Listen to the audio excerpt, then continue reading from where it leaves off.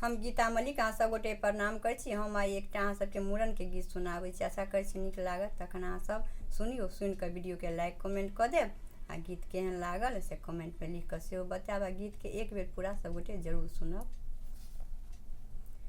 सखी सोचू मोने मोन बउआ के मौसी, बउआ के मौसी नचैया छमा छम। सखी सोचू मोने मोन बउआ के मौसी, बउआ के मौसी नचैया छमा छम। सखी सोचू मोने मोन ऊपर सँ नीचा पहिरने छथि गौन, ऊपर सँ नीचा पहिरने छथि गौन। ताहि पर लगौने छथि, ताहि पर लगौने छथि सेंट गमागम। सखी सोचू मोने मोन बउआ के मौसी, बउआ के मौसी नचैया छमा छम। सखी सोचू मोने मोन बउआ के चचा सबके डोल गेलन मोन, बउआ के चचा सबके डोल गेलन मोन।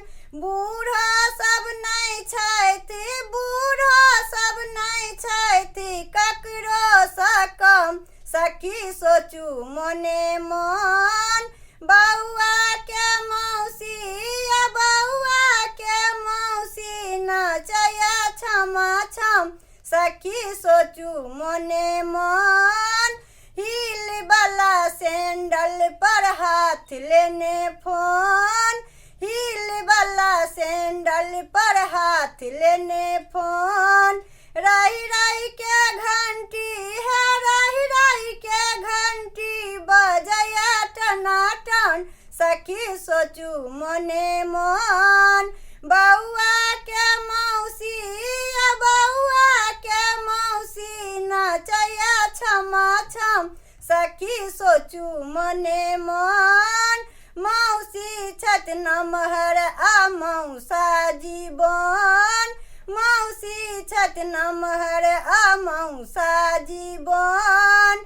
मौसा जी दाँते है, मौसा जी दाँते निपरे खने खन। सखी सोचू मोने मोन बउआ के मौसी, बउआ के मौसी नचैया छमा छम।